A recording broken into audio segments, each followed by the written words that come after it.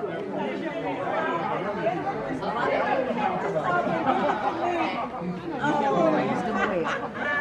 all looking just as fabulous. All right, everybody, we're going to get started. I'd like everybody to come in. Have some questions. You don't have no questions? You start it. When you do have a question, Trini, bring it out here. Appreciate it.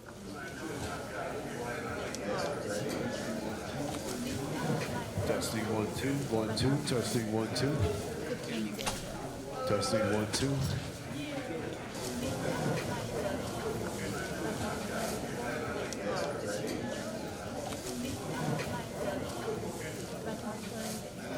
Now, one thing that Brother Ray left out was the role of the Nation of Islam and the Honorable Elijah Muhammad in the period of the Muhammad Speaks newspaper that carried a platform and a position on reparations.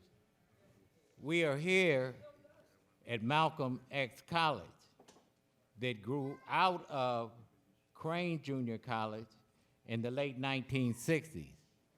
And it was the students at Crane Junior College who infiltrated the student government and who were members of the Illinois chapter of the Black Panther Party, led by Henry English, Stan Willis, and many others who had just come out of Vietnam and came back to go to school here on the West Side and led a movement demanding that Crane Junior College be renamed in honor of Brother Malcolm. So we need to understand where we are. This is actually the third Malcolm physical building. Malcolm's car is down the hall. His wife, Betty Shabazz, had a learning center, and she donated his car to us, and it was Buzz Palmer and Leonard Muhammad who drove to East Elmhurst, New York, to get the car and bring it here, and we demanded that they open up the windows so we can bring Malcolm's car in the building. So we need to understand where we are. We're at Malcolm X College, and in that regard, Malcolm said the following on the question of reparation. If you are the son of a man who had a wealthy estate, and you inherit your father's estate, you have to pay off the debts that your father incurred before he died. The only reason that the present generation of white Americans are in a position of economic strength is because their fathers worked our fathers for over 400 years with no pay. We were sold from plantation to plantation like you sell a horse, or a cow, or a chicken, or a bushel of wheat. All that money is what gives the present generation of American whites the ability to walk around the earth with their chests out like they have some kind of economic ingenuity. Your father isn't here to pay. My father isn't here to collect. But I'm here to collect, and you're here to pay. Malcolm X, November 23rd, 1964, Paris, France. So in that regard, Charles Barron, who was a teenager and joined the Black Liberation Movement as a Panther in the late 60s and early 70s, out of New York City, and somehow ended up being a leading activist and organizer, working with G2YUC and other activists on the East Coast in the development of the National Black United Front, which was founded in June of 1980 with 1,000 activists from 34 states and 5 foreign countries. And one of the workshops at our founding convention was on reparations, and Queen Mother Moore convened that particular workshop. So Charles Barron decided to run for office, and he ended up becoming a city councilman in New York. And then his wife ran as a state assemblyman, and so they had a tag team. So several years ago, they flipped spots because of term limits, and now Charles is the state assemblyman, and his wife is the councilman. How you like that for infiltration? But one of the great things that Charles put on the table, and he's carried it on to the assembly, is the Queen Mother Moore Reparations Bill. So today, we want Charles to speak on whatever he's going to speak on, because you better hold your horses. But my friend and colleague, Assemblyman Charles Barron from New York. As Councilman Barron is walking up, I'd just like to acknowledge a couple of my colleagues that have walked in since. Alderman Scott Waggerspack is here. Alderman Andre Vasquez. And the home of Malcolm X, Alderman Walter Burnett.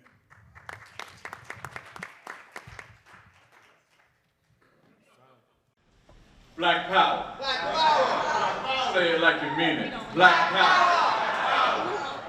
Brothers and sisters, reparations without liberation, reparations without revolution, reparations without building a black nation will render us well paid and well fed still on the American plantation.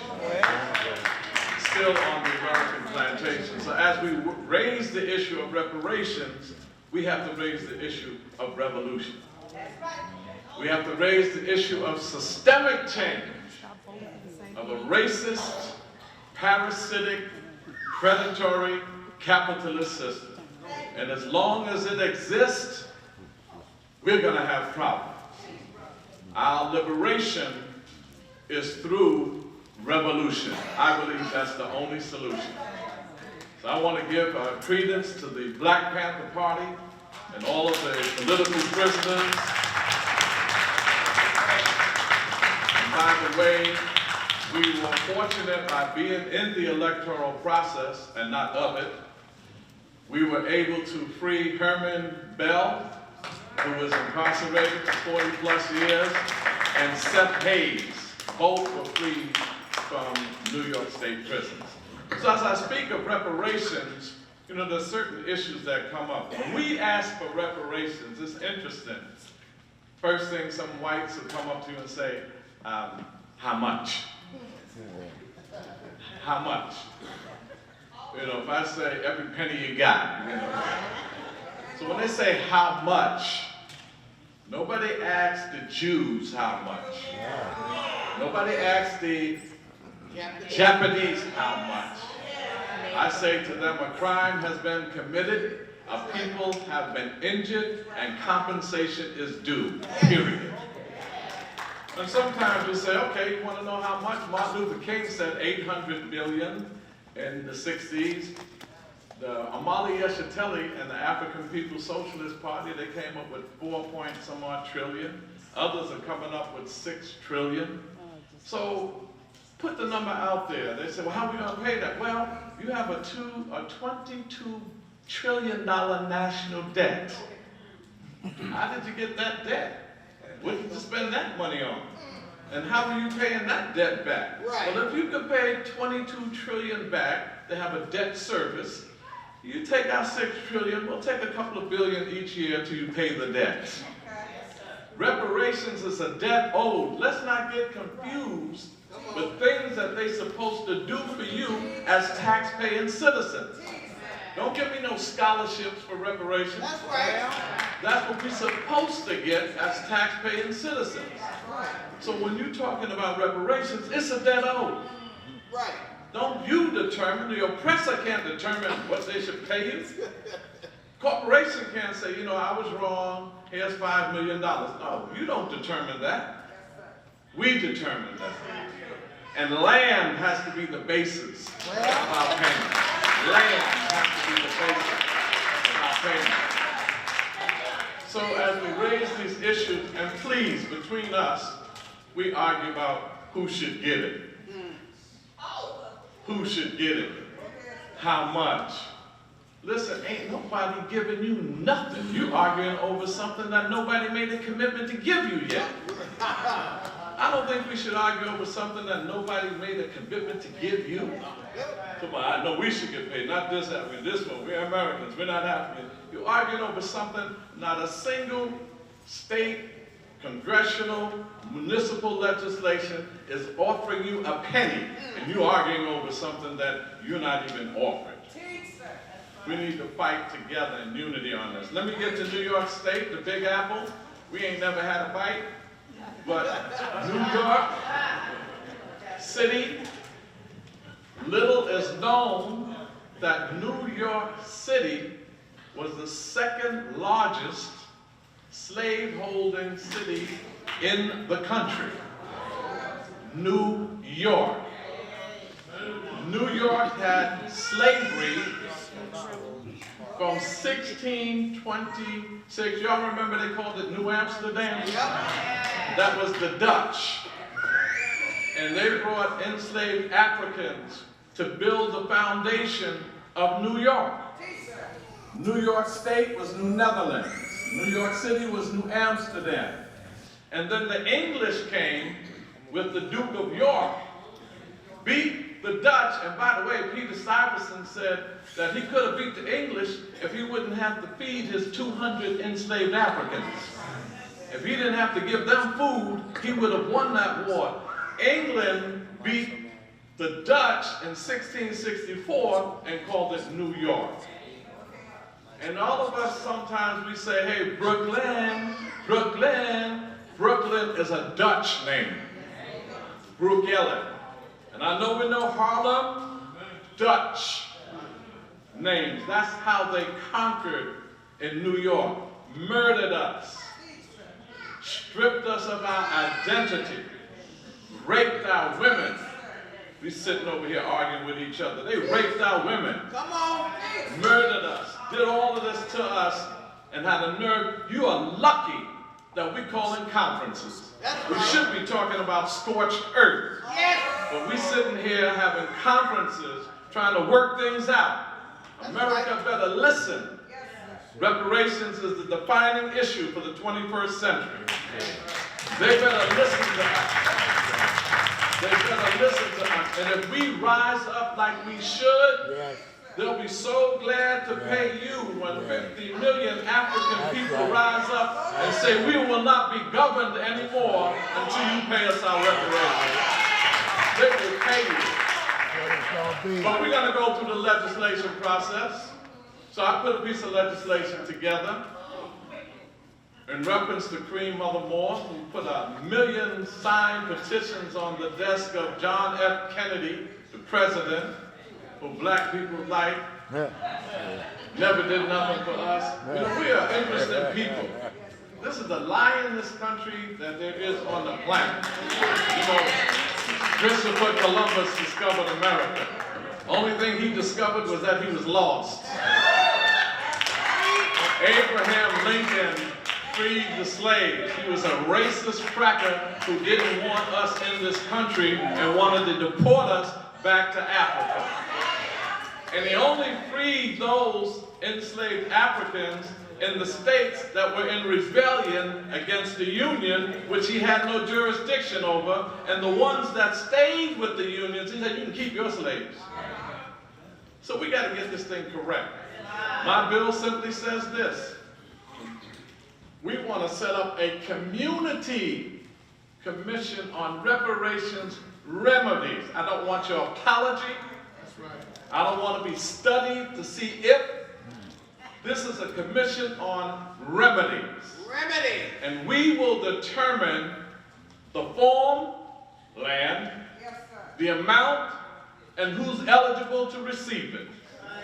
And I told them I want $250,000. We'll stay out for a year. We'll bring in some of the experts. And at the end of the year, we'll say to the legislature, this is the remedy. And if we do that state by state, every state has slavery. Yes, sir. So let's take it state by state. Let's take it city by city.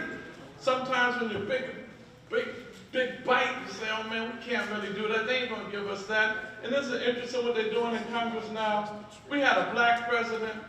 We had Democrats controlling the Senate in 2008. Democrat controlling the House. A black president. John Conyers, may he rest in peace, was the chair of the Judiciary Committee where his bill, H.R. 40, was in. They had that for 2 years, never brought up reparations, never brought it to the floor. You come in 2019, and now the Democrats are having a hearing in Washington on reparations with a Republican Senate and a madman in the White House. Don't go for the okey-doke. Don't go for the okey-doke. Don't go for it.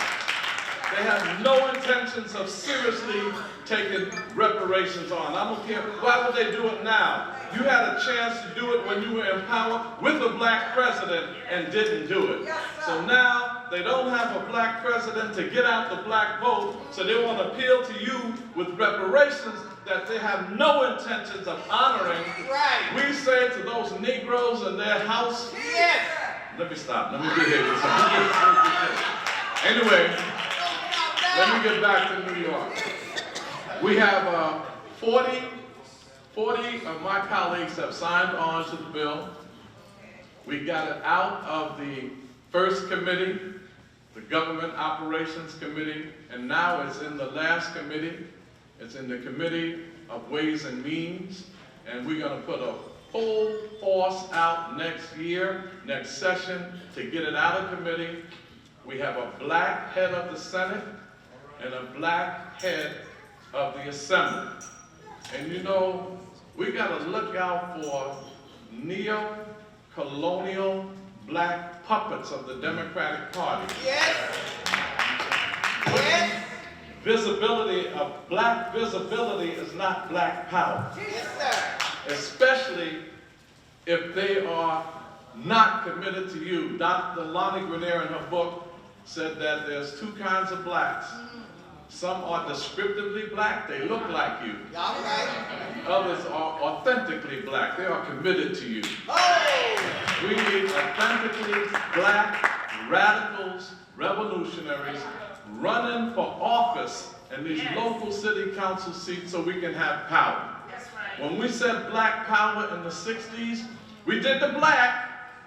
Afros, dashikis, African culture, Kwanzaa, Black History Month, Black History on college campuses, but we didn't do the power. We did the black, but we didn't do the power. We didn't have power then, and we don't have power now. We need to control our communities with the kinds of black people that we put in office. So I'm going to take my seat and say that we're going to be fighting for this in New York City. We have 8 million people in New York City. 2 million of them are people of African ancestry. We have 51 city council members. 27 of them are black, Latino, and Asian. It's time for us to have the power to go along with the numbers we have. I have to give a true confession as I take my seat, so they, just in case they talk about it somewhere, at a reparations rally that Roger Graham in December 12th organized. I forgot I was an elected official, and I got on stage because the crowd was like making noise, about 100,000 people, and I was half playing and half serious. And I said, brothers and sisters, y'all be still. Got quiet, and I said, oh, now what am I going to say? Y'all be still. Said, we up there talking about reparations and marching. Let's go to the Treasury Department. Let's go take our reparations. They didn't. Now, you know they don't have no money in the Treasury Department. They write checks. So I'm just talking. Then I said this, when I get back to New York, I'm gonna go up to the first white man in power and slap him and tell him it's a black thing. I forgot I was an elected official. ABC, NBC, all of the cameras was there, and I said, oh man, when I got back to New York, oh, expel him, he's a racist. They were going crazy, and I had promised this radio program that I would come to them after the rally, so I got on the air, and I heard them. You could hear that they knew the quote.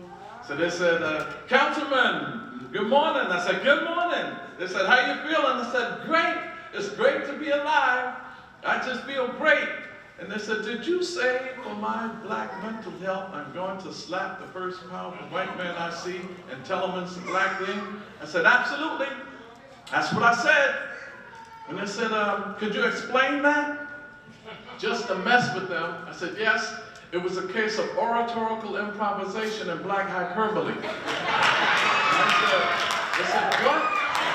I said, oratorical improvisation and black hyperbole. So they said, what's a black hyperbole? I said, well, my mama said when I got on her last nerve, y'all know about the last nerve, I got on her last nerve on Sunday, she said, boy, I will slap you into Tuesday. Now, that didn't mean Monday wasn't going to happen for me. That's a hyperbole. That's a hyperbole.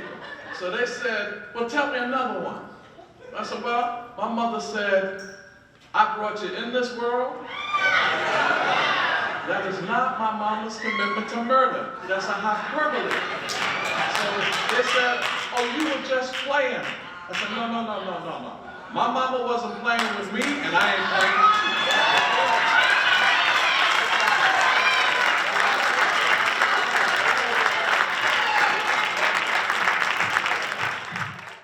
playing. So moving right along. The National Ex-Slave and Bounty and Pension Association, led by Callie House, emerged in the 1890s. Organized 600,000 ex-enslaved Africans into the first mass movement reparations initiative in the United States. I hold here a clipping from the Chicago Defender, July 24th, 1915, where Callie House claims U.S. holds funds belonging to ex-slaves suing the United States government on behalf of the National Ex-Slave and Bounty and Pension Association for $69 million. Callie House was indicted in 1916 for mail fraud. Many people think it was the Marcus Garvey that they used that tactic on with J. Edgar Hoover, a young lawyer, in the 1920s. But it was Callie House that they used that tactic on. And when they convicted her, they told her, the judge, the white judge, that they were convicting her and sending her to prison because she was defrauding black people, because she knew that white people would not ever give her what her movement was offering. So she spent a year and a day in a federal penitentiary in Tennessee. So we need to take our hats off strongly to Callie House and the National Ex-Slave Bounty and Pension Association.